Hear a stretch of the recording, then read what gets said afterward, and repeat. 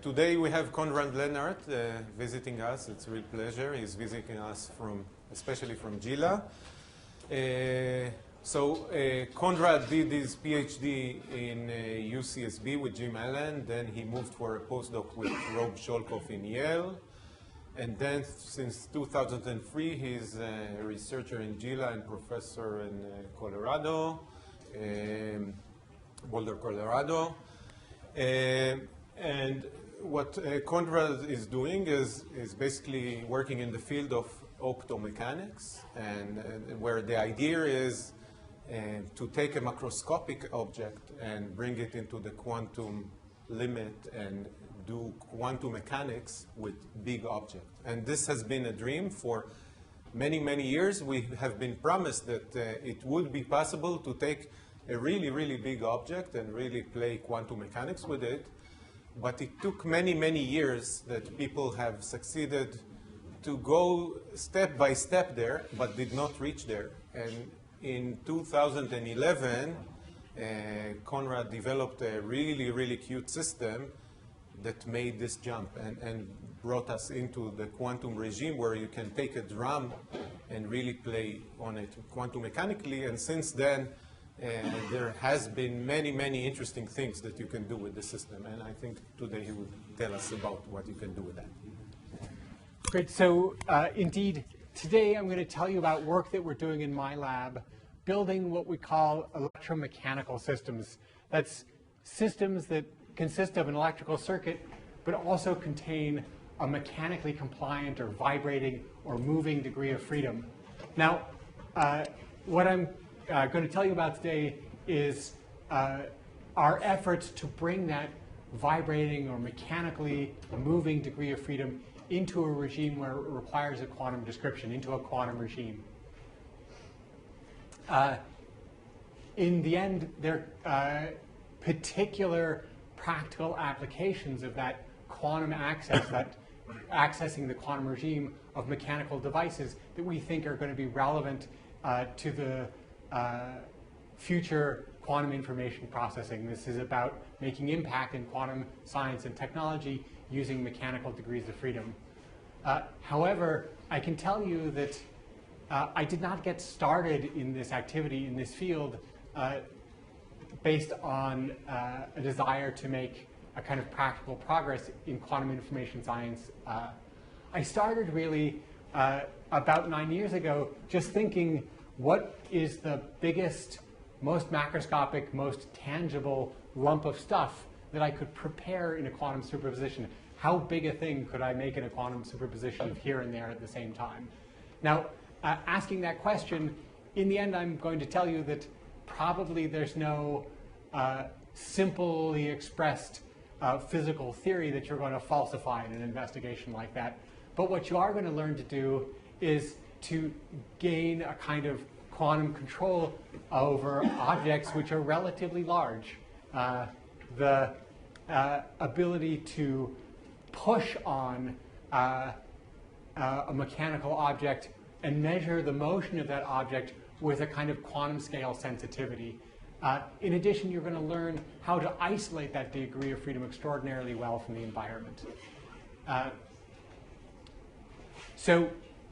With that as the initial motivation, if you ask yourself, well, how is it I'm going to build tools that are going to allow me to measure and manipulate some macroscopic object and access the quantum regime, you pretty quickly realize that the community of people who were thinking about how do we detect gravitational waves thought maybe most completely and most technically directly about this problem. And in particular, the strategy that they eventually settled on was to do the measurement for sure, and sometimes the manipulation using light. That is to say, build a high finesse optical cavity and use the interaction of motion with the cavity resonance to detect position very, very sensitively, and sometimes even to use the radiation pressure force to push on the mechanical oscillator with extraordinary precision. And that idea certainly continued, as we now know, extraordinarily successfully to build up big gravitational wave interferometers. But as an outgrowth of those ideas, a separate field was born. A separate activity was born which said, let's forgo the technical challenges of detecting a gravitational wave and just think about this interaction between light field and mechanical motion. Maybe we'll work with smaller systems. And the basic example of that, the simplest example of that, is to build a high-finesse optical cavity, a Fabry-Perot cavity, with one fixed mirror and one moving mirror, one mirror that can wiggle back and forth. And I'm nervous that one of my colors is a little, maybe at least I'll give you a little wiggle. Maybe the colors are there, it's just a little darker. Let me see.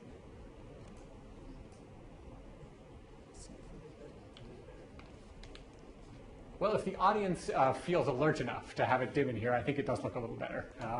Okay, very good. I'll try to be as exciting as possible. So with one fixed mirror and one moving mirror, you then have an interaction between the light field inside of this Fabry-Perot cavity and the position of that mechanical oscillator. In particular, it's pretty easy to see that if you squirt light into this cavity and measure the phase of the light field that's reflected back at you, that's going to be a very sensitive measurement of the motion of the mechanical degree of freedom. And likewise, you can imagine that there's a radiation pressure force in that cavity. And the radiation pressure force might give you a very precise way to push. Maybe not the strongest force that you can create, but the force with the biggest ratio of how big the force is to how big the noisy force that you don't control might be. And indeed, that activity is called optomechanics, or maybe to distinguish it with the mirrors and posts on your optical table, sometimes called cavity optomechanics. This is an image taken from Marcus Aspelmeyer's group, which is a very literal version of this notion. This is a high-finesse, high-reflectivity mirror that's been micro-machined and stuck upon suspended a bridge of silicon nitride. If you were to push on that little disk, it would deflect downward in the suspended silicon nitride membrane. So in my lab, we perform what are essentially the microwave analogy of these cavity optomechanics experiments. We build inductor capacitor resonant circuits. They resonate at microwave frequencies, and we make the capacitor in the problem mechanically compliant. Anything about the separation between the two metal plates that make up that parallel plate capacitor, that's going to influence or change the resonance frequency of that LC circuit. That's just the analogy of changing the length of that Fabry-Perot cavity. And likewise, you can imagine there's an electrostatic interaction between these two metal plates, and that's going to be some analogy of the radiation pressure force. And in fact, at the level of just equations, this is a strictly analogous system. Now, the virtue, the reason that you forego light and replace it with microwaves is essentially twofold.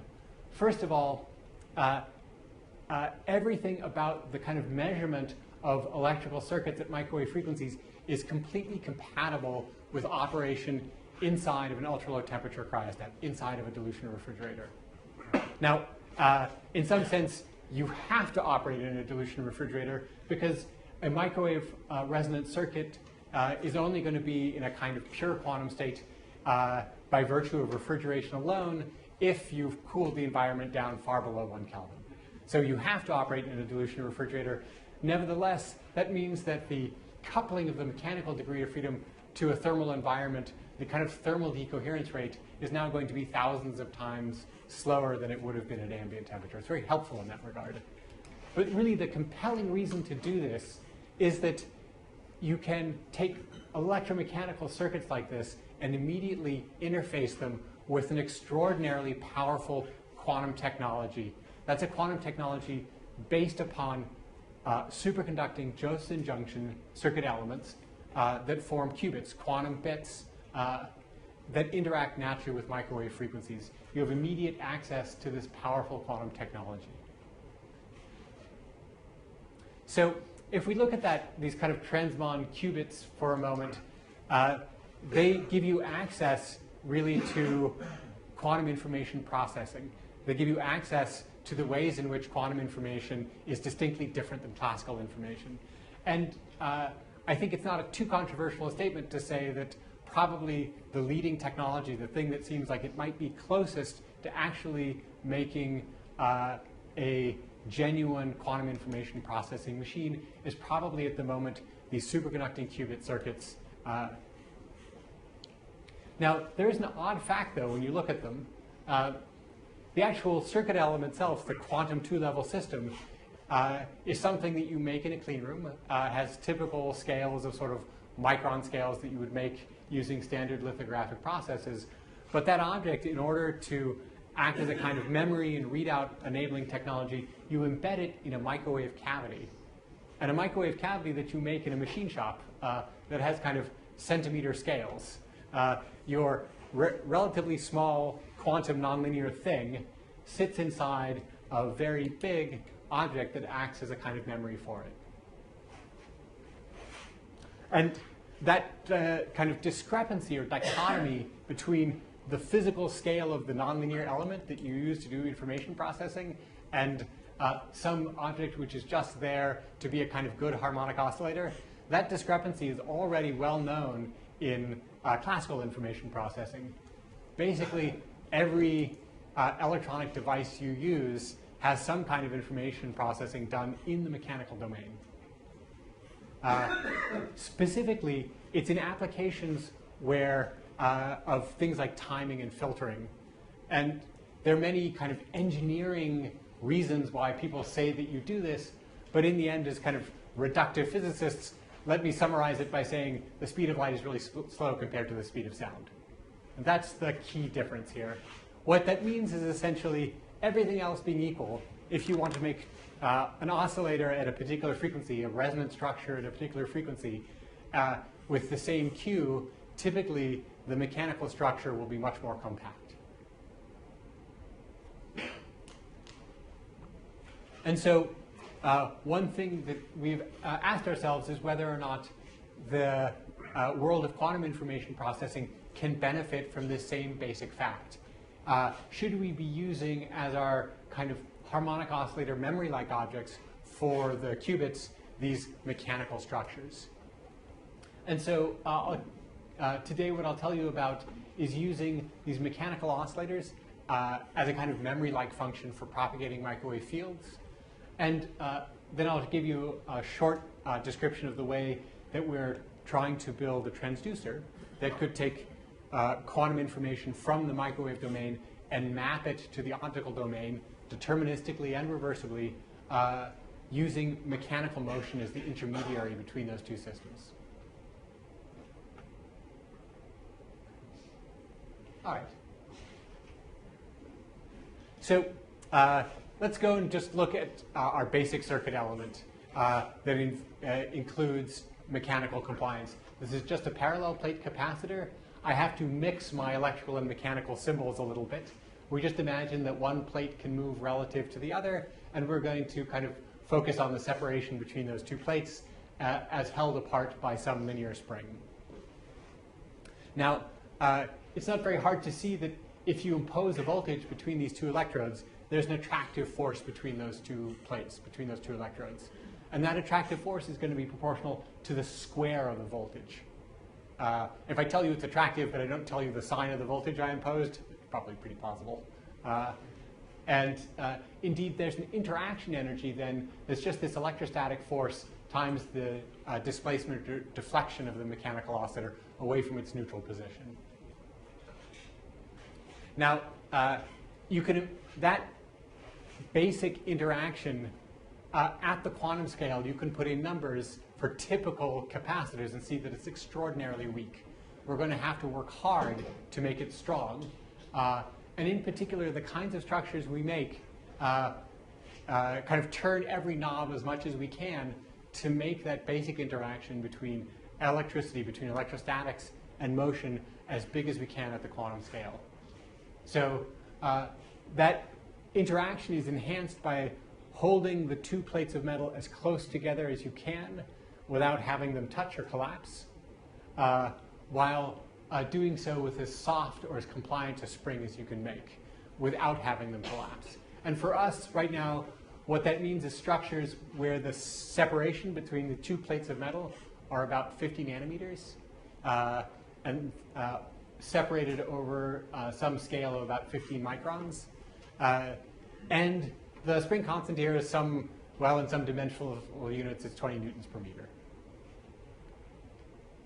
Now, the picture you're looking at is a scanning electron microscope picture of the kind of structures we make. The darker gray stuff is superconducting aluminum. The blue stuff is the substrate it's sitting on. There are two plates of metal here. The upper plate is predominantly what you see as this disk. It's sitting on the substrate around its circumference. But as you move in towards the center, it lifts off of the substrate and it's freely suspended. It's suspended above a second electrode.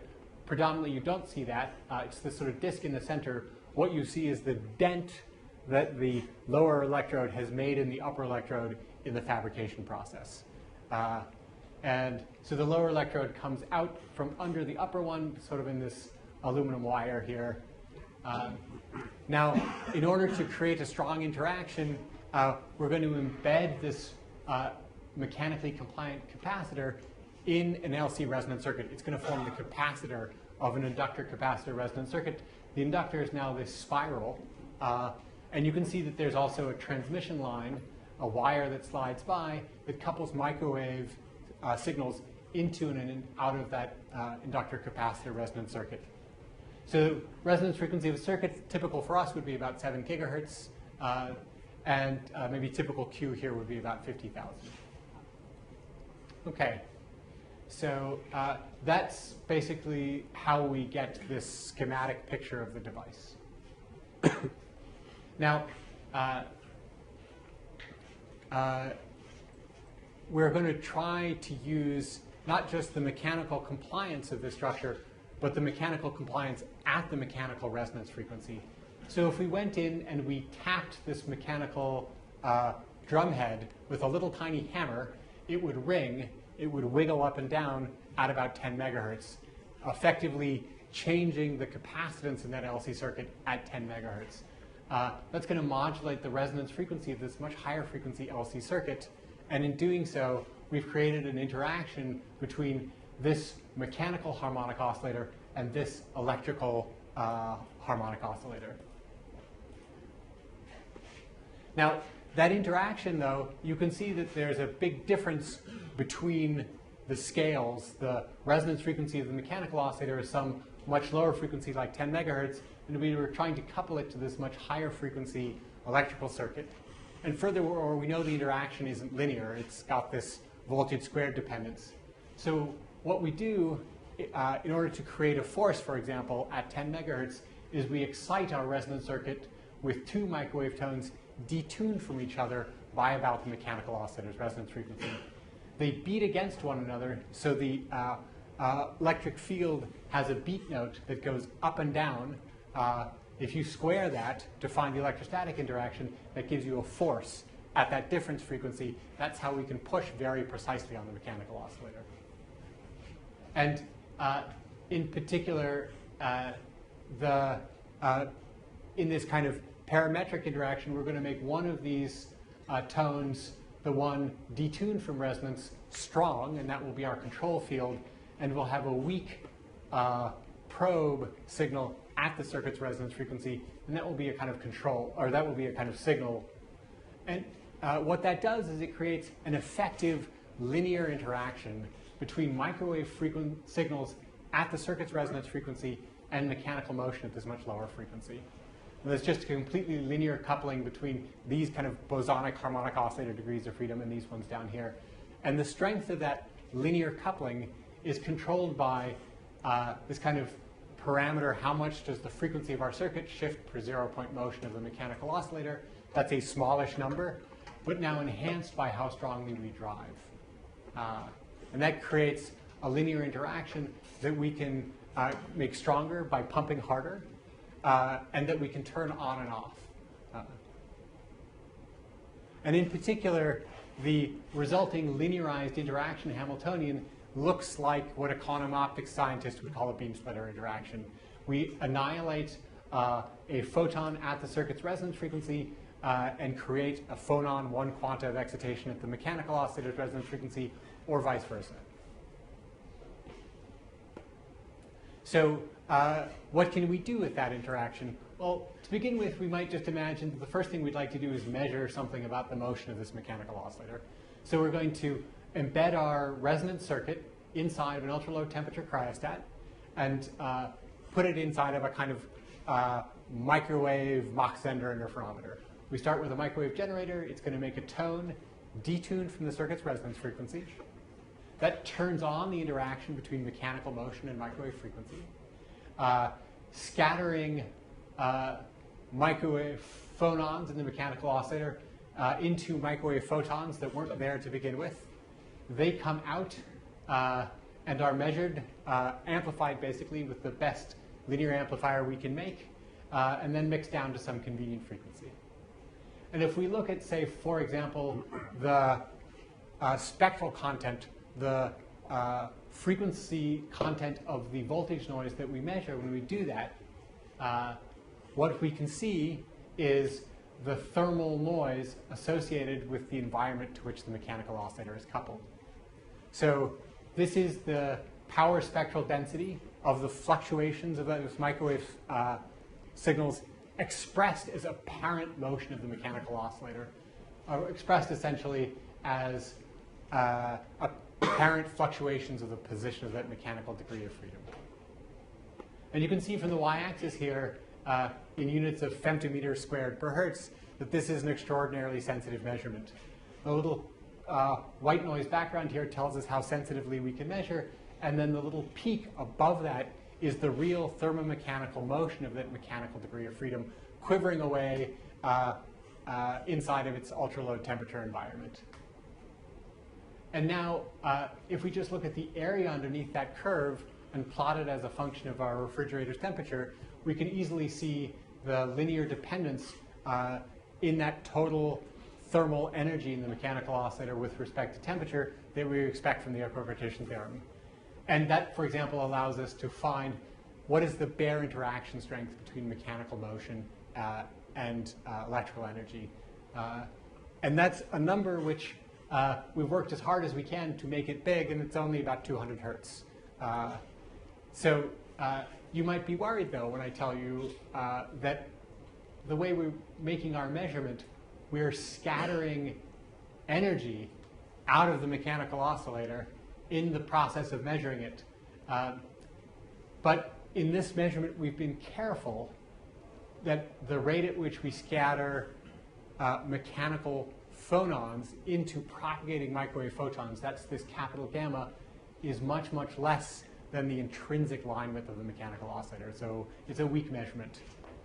We don't have to make a weak measurement, though. We can measure more strongly. In order to do that, all we need to do is turn up the pump strength, the amplitude of that detuned microwave drive. So I plot here a family of these thermomechanical oscillator spectra. The one I just showed you at the beginning is this one up here. There are about 27 thermal excitations associated with that little peak. If we measure more strongly, the first thing we can see is that we measure more sensitively. That is to say, the noise floor goes down. These curves are not displaced from one another by some artificial thing. It's really just the noise floor getting lower and lower as we turn up the strength of measurement. And at the same time, the mechanical resonance both broadens and the area underneath it goes down. If it doesn't look like the area is going down, just notice that it's a log scale on the y-axis. And in fact, this rate at which we're scattering mechanical phonons into propagating microwave photons, we can just read off directly from the increased line width of this mechanical oscillator. That's a new source of damping and dissipation. We've just coupled our mechanical oscillator to a new environment, a new bath, hopefully one that's cold. And if we can overwhelm the mechanical oscillator's coupling to its own thermal environment by this scattering of phonons to photons, then we should be able to cool down to less than one excitation, and indeed we can. So I can sort of summarize that for you on a plot where I show you effectively the number of microwave photons associated with our pump field on the x-axis and on the y-axis, the steady state number of thermal excitations, or the steady state number of excitations in the mechanical oscillator, dipping down to less than 1. And on the same graph, just showing the coupling rate of the mechanical oscillator to these propagating microwave fields that we're turning on with this field. And that allows us to identify what is a common parameter in coupled quantum systems, a so-called cooperativity parameter, which says what's sort of the beneficial coupling that you want to get divided by your decoherence or damping rate. Now, this is sort of a classical decoherence rate. It sort of tells us how long it takes for half of the energy to leave the mechanical oscillator. So if we want to be in the quantum regime, what we need to do is make this cooperativity parameter big compared to the equilibrium number of thermal excitations in the mechanical oscillator. In that case, that might be around 40. And so we're able to get deeply into that regime. And that's just kind of heralded by the fact that we can get the occupancy down below 1. OK, so that's now a way to sort of cool a mechanical oscillator into its ground state, or at least it spends most of its time there. What can we do with that? Well, to appreciate what we might do with that, it's important to understand that this linear coupling between mechanical motion and propagating microwave fields, we can turn that on and off with time. That's a coupling that we can adjust suddenly. And in particular, we can imagine if we pulse this control field on, we suddenly turn on the interaction between the mechanical oscillator and the resonant circuit. If we do that, imagine at some earlier time we'd given the mechanical oscillator a whack. It's ringing away with some amplitude and phase, encoding some information in those two variables. Now what happens is that information is really going to be mapped into a microwave pulse that comes out of the resonant circuit and will have the same amplitude and phase that the mechanical oscillator had just before we turned on that control interaction. And we'll see that when we read it out. And in fact, the decay rate, the kind of exponential damping that we expect to see, is just the same scale, the rate at which we're coupling mechanical motion to propagating microwave fields.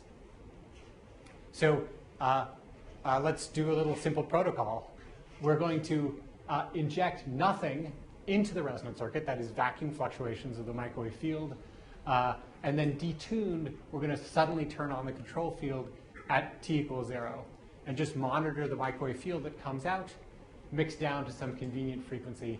And when we do that, snap our fingers, out comes a microwave pulse with the amplitude and phase that the mechanical oscillator had just before we turned on that interaction. And in particular, you can do something a little bit better than just staring at this and saying, maybe I can see some sort of typical amplitude and phase. You can optimally filter that pulse. And you can do that to extract these two numbers, the amplitude and phase. Maybe a little bit more conveniently, we can express that as the kind of cosine and sine components. Or that is to say, the quadrature amplitudes. And what we'll do is just work in units where the squared sum of these is going to be that's going to be a measure of the energy. We'll measure our energy in units of phonons. We'll just divide by h bar omega, and that will be the number of excitations in that mechanical oscillator. So if we do that measurement one time, we get 1 point in phase space. If we repeat that measurement many times, we get a dense cluster of points in phase space. And in particular, in this protocol, what we're going to do is turn on the interaction for a period of time, turn it off, and then turn it on again, and then interpret the microwave field as a measurement of the state of the mechanical oscillator that we prepared by having the interaction on at an earlier time. And in particular, we know that this is a kind of cooling process. And so 1 point in phase space from one measurement, 2,000 points in phase space for 2,000 measurements. That dense cluster of points is a direct representation of the density matrix of this mechanical oscillator. It's a direct representation of, if you like, the Q function of this harmonic oscillator. Now, that's if the delay time between these two processes, the cool and measure, say 100 microseconds. if we make it, say, a time we vary, we can watch in a stroboscopic way as the mechanical oscillator evolves from its low entropy state, where it's all tightly confined around the origin, to this high entropy state where the state of the oscillator fills up a much bigger volume in phase space. So we can literally watch the entropy leak back into the mechanical oscillator. We cool it down, it heats back up. What we like to boast about, though, is we really have access to the timescales over which a single phonon can enter from the environment. That's sort of because we can reach this quantum regime. Now, what is the effective temperature? Say again? So you cool it down, so what is the effective temperature? So you would like me to tell you in Kelvin?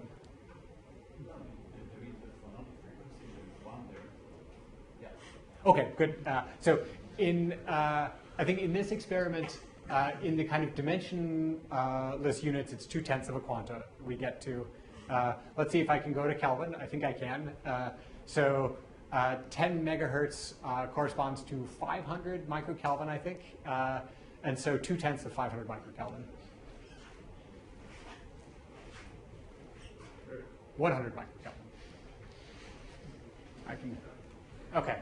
So now, in a certain sense, what we've done is not just cool and then measure. We've done a kind of memory, although it's funny, what we've done is store nothing in our mechanical oscillator and then go and look and see that we've still got nothing. For a while we have nothing and then we have something that we didn't want. We don't have to store nothing. We can store something more interesting than that. So in particular, you can imagine if you run the kind of experiment where you measure backwards in time, you would have a rising exponential pulse incident on this electromechanical circuit with the interaction on, and you could capture that pulse. You would, for example, take the amplitude and phase that's encoded in this pulse, send it coincident with this control field, and write that information onto the motion of the mechanical oscillator. And in doing so, the pulse that you would have seen coming out no longer comes out because it's been absorbed.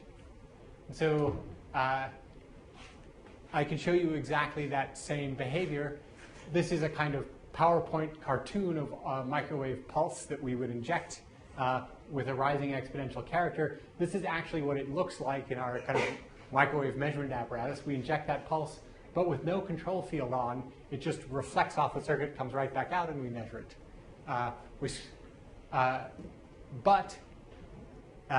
If we then turn the control field on at a later time to measure what's in the mechanical oscillator, nothing's there. If, however, we turn the control field on coincident with that incident pulse, we can completely absorb this, transferring it efficiently into the mechanical oscillator.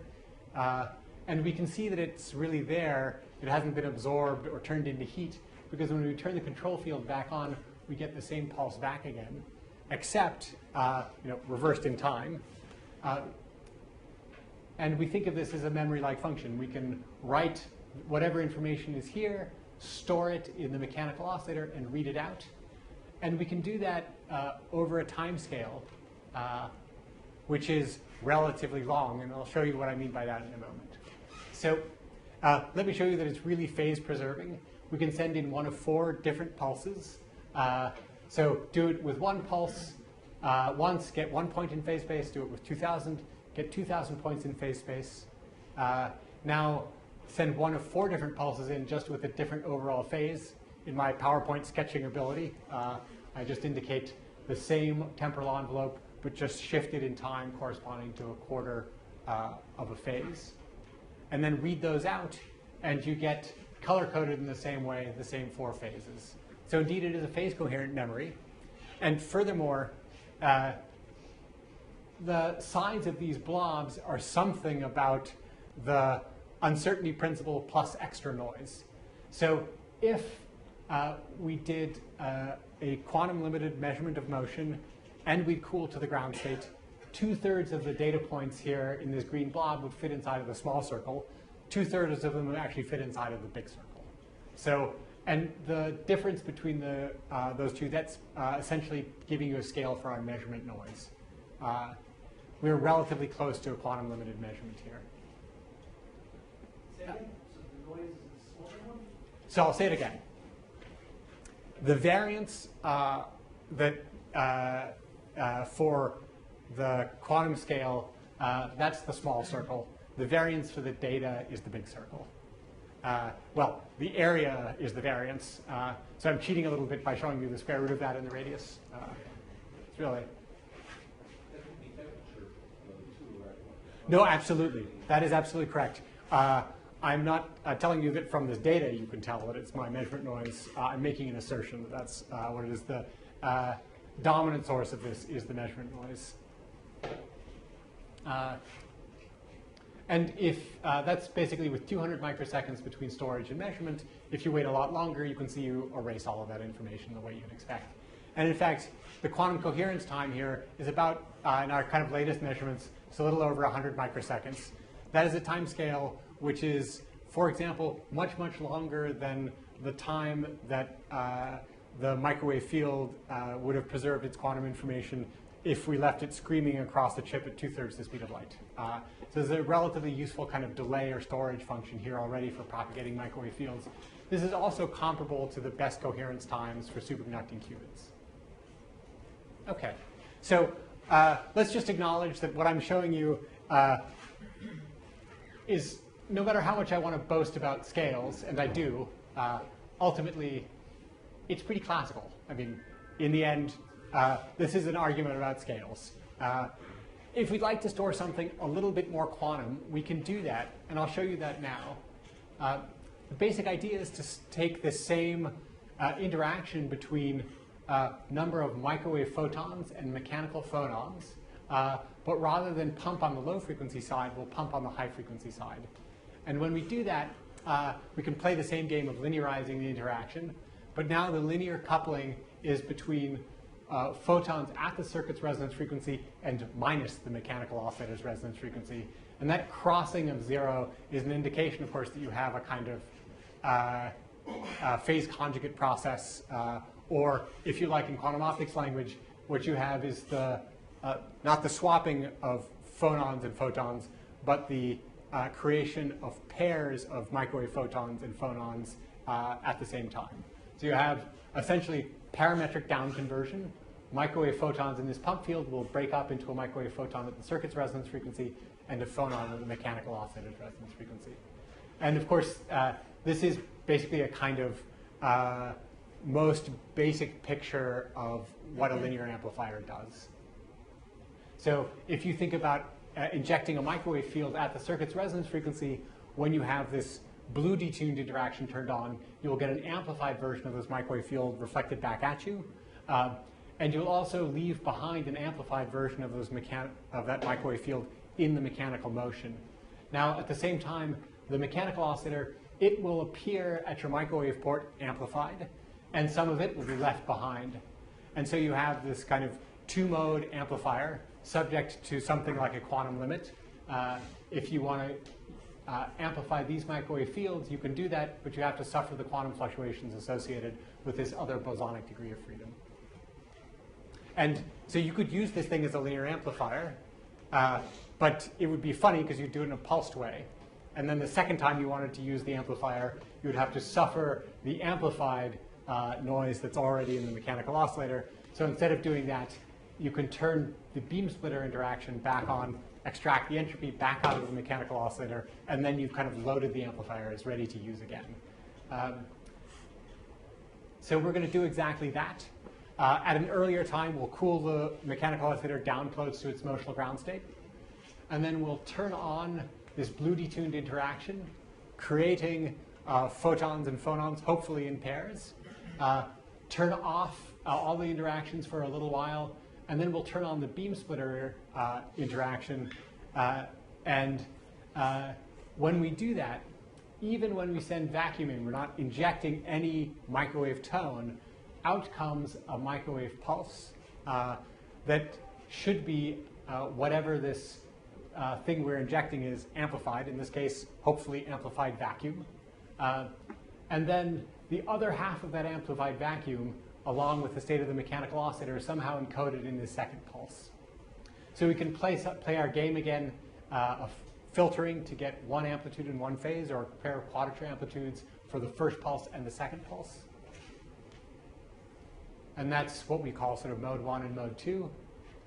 We do that once, gives us 1 point in phase space for pulse 1, 1 point in phase space for pulse 2. Now you do that 2,000 times, and you get these rather noisy looking large clusters in phase space.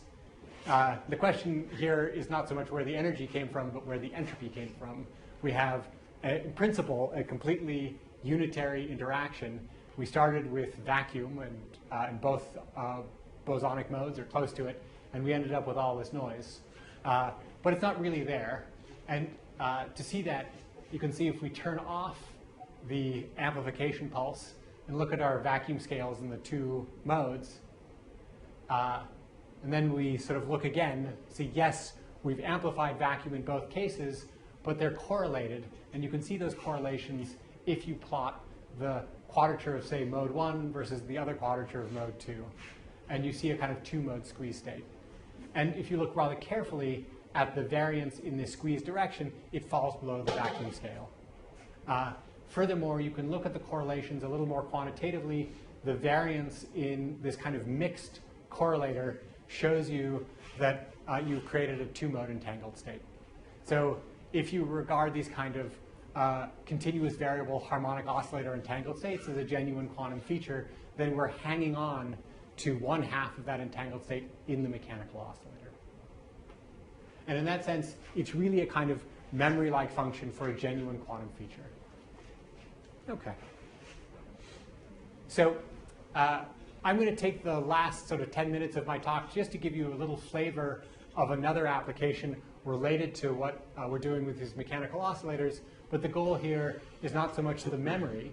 It's to move quantum information out of the microwave domain into the optical domain. And in particular, we now know that the superconducting electrical circuits are a very powerful quantum resource, but they're very hard to communicate with. And we'd like to kind of take the information that's trapped in our ultra-low temperature dilution refrigerator cryostat and map it onto a propagating light field. I do this in close collaboration with Cindy Riegel's group and with the Ray Stevens group. So the basic idea here, the thing we'd like to do is enable the creation of a genuine quantum communication network. That's a network comprising nodes where you process and store quantum information and links that establish entanglement between those nodes.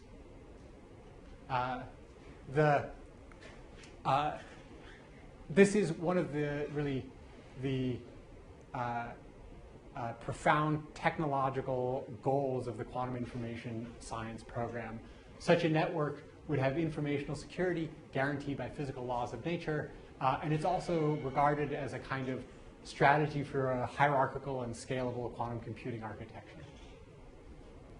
The way we'd like to be able to communicate over long distances is by using quantum states encoded as propagating light fields that can run through something like an optical fiber. That gives you kilometer scale quantum coherence.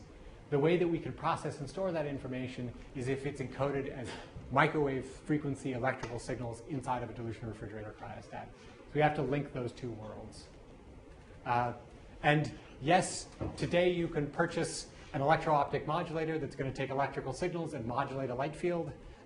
And you can let that modulated light field fall on a photodiode, and that's going to turn that back into an electrical signal. But you can tell, because these are two separate objects, just looking at that, this is not a reversible process. If you were to shine a modulated light field, if you were to squirt an electrical signal into this photodiode, you don't get a modulated light field back out. And that irreversibility is just prima facie evidence that you're not going to preserve a quantum state in this process. So you might ask, hey, if I actually buy myself an electro-optic modulator that converts electricity to light, how good a job does it do at converting light back into electricity? A pretty terrible job at the quantum scale. You could imagine if you really try to optimize what we know about these electro-optic modulators today, you might be able to get a kind of effective quantum efficiency of maybe 10 to the minus 5. And so what I'm going to tell you about is an effort to build a kind of electro-optic modulator that works with much higher efficiency than that. Where we have a port in the electrical domain and the optical domain, we imagine that we can squirt in one microwave photon and get out one optical photon. And it's one and only one, no loss, no gain. And of course, it should do the reverse just as well. So what we put inside of that black box is an electro-optomechanical system. We build structures which are inductor, capacitor, resonant circuits, whose resonance frequency is modulated by the motion of some mechanically compliant degree of freedom. And that's also modulating the resonance frequency of a hyphen-S optical cavity. And we hope, but What's the efficiency so low? What makes it so low? so it's a fair question. There are a number of things to appreciate about the way electro-optic modulators are usually used. If you think about it, if you put light into an electro-optic modulator and you put an electrical signal in, you'll get little sidebands on that light field. And if you keep turning up the intensity of the light field, the sidebands will grow and grow and grow. And so eventually, it will seem to be the case that the number of microwave photons associated with what you're injecting can be the same as the number of optical photons in either of those sidebands. But in fact, the fact that it's two equal sidebands tells you there's gain in that structure. Good, sure. So the first thing I wanted to say was simply, if you actually want to do this, you really need to build a resonance structure that picks out just that upper sideband. And the limitation seems to be the material absorption.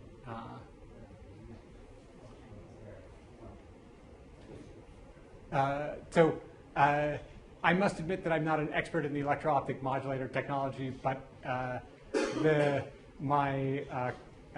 there's a fellow who has been a big proponent of doing this in the electro-optic modulation domain, and so you have the nonlinearity of the material compared to its optical loss. And that, at the moment, for things like lithium niobate, seems to suggest numbers like this sort of 10 to the minus 5 number. And eventually you will need a single photon nonlinearity if you want to convert to single photon. I don't think so. I think the nonlinearity does not have to be, it doesn't have to be a nonlinearity at the single photon scale. Oh, if you want just one microwave to one photon, yeah. So in the end, it's really trying to get a linear interaction between these two worlds. I'll need a nonlinearity to make one microwave photon, and I have that nonlinearity in my superconducting qubit. Okay, so good. I have microwave domain, optical domain, linked by mechanical domain. So the way we do that, the way we build this structure, is to use two chips, one of which comprises a suspended silicon nitride membrane with a patch of metal on it that forms one plate of a parallel plate capacitor. The other chip has the other plate of the parallel plate capacitor and a wire that forms an inductor. You stick those two chips together in such a way that the metal plates come close together but don't touch. And then you slide that object into a hyphen-S optical cavity where the light field just runs into only the suspended silicon nitride membrane. And I'm not kidding, that's really what we do. That's a picture of the top chip. This little kind of dog bone here is the niobium, and there's a millimeter by millimeter square of suspended silicon nitride. That's a picture of the bottom chip. You can see we've etched a great big hole in it for the light to pass through. And then that's the other plate of the parallel plate capacitor, kind of split into two pieces. Let's go back. A wire there forms the inductor. And then when you stick them together, it looks like that. That's a top chip glued on top of a bottom chip. And now we slide that little object inside of the waist of a hyphen-S optical cavity. That's what it looks like in SolidWorks land. That's what it looks like when you actually build it. There's the microwave port. There's the optical port. And just to give you a very quick description of the sorts of things we've done with that, we can put this inside of a cryostat At the moment, this is a cryostat which only gets to about 4 Kelvin. As such, there's nothing quantum about what I'm going to show you. However, it's cold enough for the niobium metal to superconduct, which is important for the performance of the circuit. Nevertheless, what we can do is do things like test efficiency. So the basic concept then is to pump the microwave circuit, detune from its resonance frequency to turn on this beam splitter interaction between microwaves and mechanics, to pump the optical cavity in the same way, and then create an effective linear interaction between microwave photons at the circuit's resonance frequency and optical photons at the optical cavity's resonance. So we'll do that pumping both the microwave domain and the optical domain. We'll inject a weak microwave probe tone, and the first thing we'll do is we'll look for the creation of optical sidebands created by this weak optical probe. The first thing we'll do is look at the microwave field that's reflected back at us. We'll inject a weak microwave tone and look at what bounces back at us out of that microwave port. The broad dip here is the microwave resonance, around 7 gigahertz. This big spike here is the interference with the pump tone that we inject. And then you can see a little cluster of spikes sort of symmetrically around that pump tone. Each one of those spikes corresponds to a different vibrational mode of that suspended silicon nitride membrane. If we zoom in on this 2-1 mode and look at that, now we plot in units of detuning from the pump frequency. We see the 560 kilohertz resonance frequency of that vibrational mode. And you can see that we're absorbing extra microwave energy right at that resonance. That energy, of course, isn't absorbed. It's converted to light. And we can see that when we look for the optical sideband that we create, similarly detuned from the optical pump. And it sweeps out exactly the same Lorentzian line shape. And in fact, the y-axes here are carefully calibrated. These are in real units. So if this went up to 1, that would correspond really to unit efficiency. Please note again, though, that it's the amplitude, so you really square it to get the photon number efficiency. Nevertheless, we can run the experiment both ways. We can convert microwaves to light, sweep out that Lorentzian resonance, and convert light back into microwaves. And they really look the same. It's really bidirectional in that way. So current status is that we are working to make the bandwidth of this bigger, to operate it in a dilution refrigerator where it's going to be in the quantum regime, and to create the same kind of 2-mode entanglement, but between the microwave and optical domain. OK. So I think with that, I'll just wrap up. What I've shown you is that you can use mechanics to capture, store, and entangle microwave fields. And I've shown you a kind of classical but coherent transfer between the microwave and optical domain, which has an efficiency which is much better than would be achieved using an electro-optic modulator. The people in green have contributed directly to the work I showed you today and were funded by these nice folks.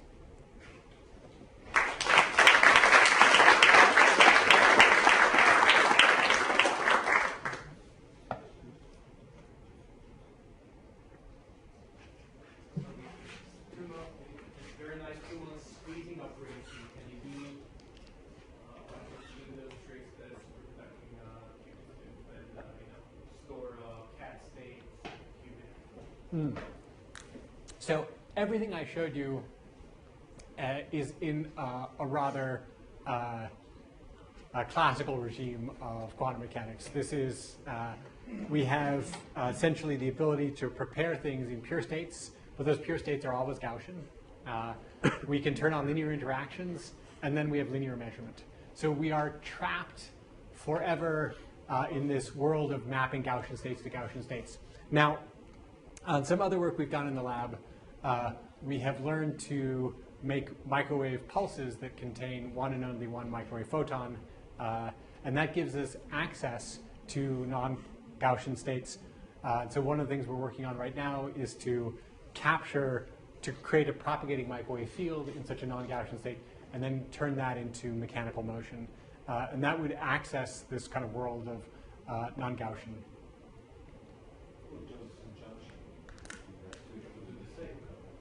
So you could imagine directly coupling a Josephson junction to the mechanical oscillator.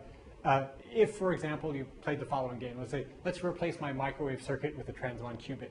that's actually a little disappointing by itself because the interaction, the bare interaction I'm showing you, that 200 hertz, as coherent as those transbond qubits are, they're not that coherent. The essential coupling is still quite weak compared to the decoherence time. So you need another way to enhance that. So there's a slightly different way of making that coupling where you have a static potential also applied. And at that point, the motion of the mechanical oscillator drags charge across the Josephson junction, and you enhance the strength of the interaction with the size of a DC voltage. And that's the other way that we're trying to access these sort of non-Gaussian states. Does not contribute to the coherence this time? Fair question. Don't have an answer yet. We didn't say the word quantum computer on things like quantum information. It seems that you're talking about the memory of quantum information processing. So if we want to know, in a layman kind of view, there's a road at the end of it, there's something that can do quantum computation. This memory, what does it need more for? Oh, good. So where are we standing on that?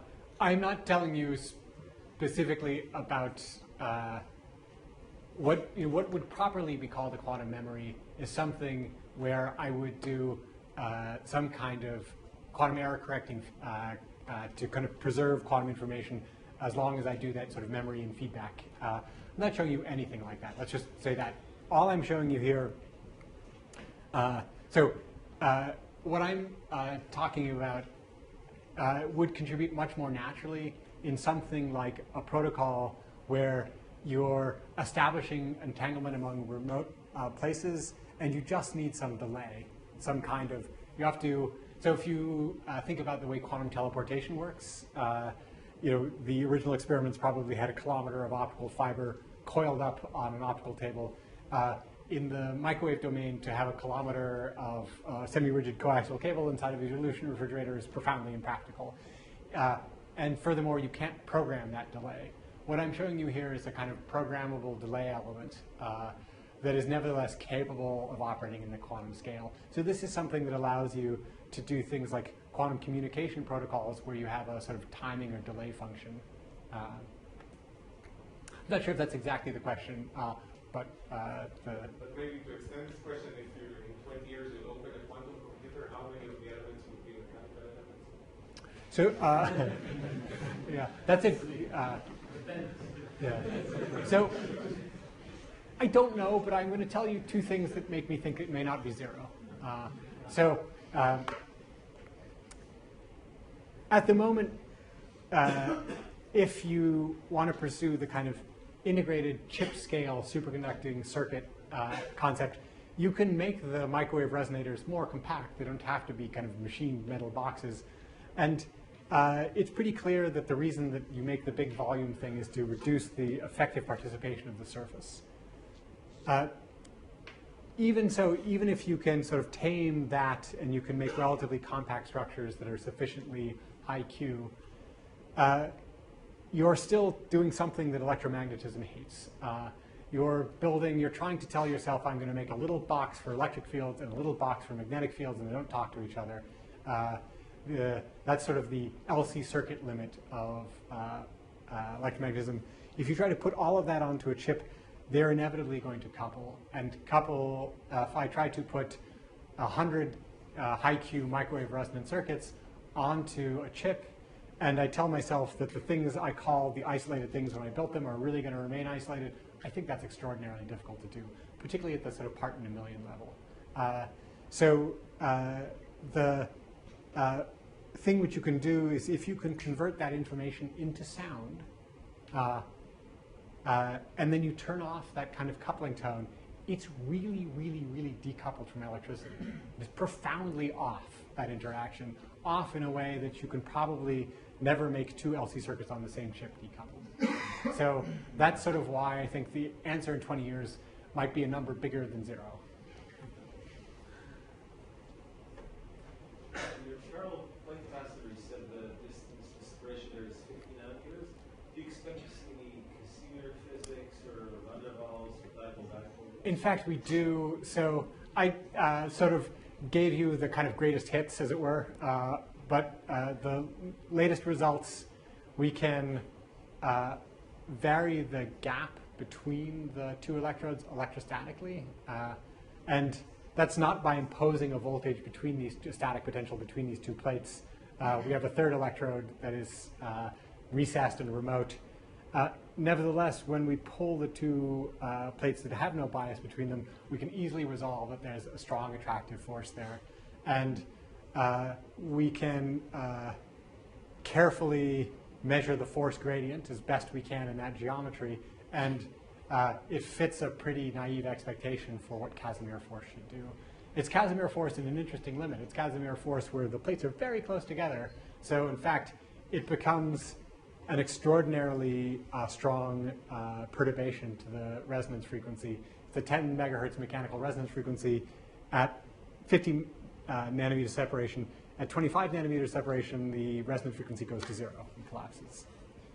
So we see Casimir force, or we see a force that looks like, in every way like Casimir force, but bring two metal plates together and try not to have them attract in some way. So I'm a little bit cautious about saying that we've quantitatively measured some Casimir force or how it would deviate. It's difficult to do a very calibrated measurement of the separation in this geometry. I remember in past cycle the experiments are to mechanical noise. Like, do you think a couple of times in the environment or something? So it's a good question. Depends on which experiments. For the ones where it's these kind of microfabricated aluminum drum heads, these are really quite robust to typical laboratory mechanical vibrations. We can operate these in a pulse tube dilution refrigerator system and not worry about the pulse tube, basically, is one way to say it. For the system where we have the kind of microwave optics experiment where we have a high finesse optical cavity with a thin dielectric slab in there, we work like hell to keep the vibration down as low as we can. We work now in an optical access dilution refrigerator that uses liquid helium because we don't want any pulse tube, no boiling nitrogen. It's an acoustically isolated environment, a quiet room on an optical table, et cetera, et cetera. I think it's more of somewhere, this is primarily about the high finesse optical cavity though.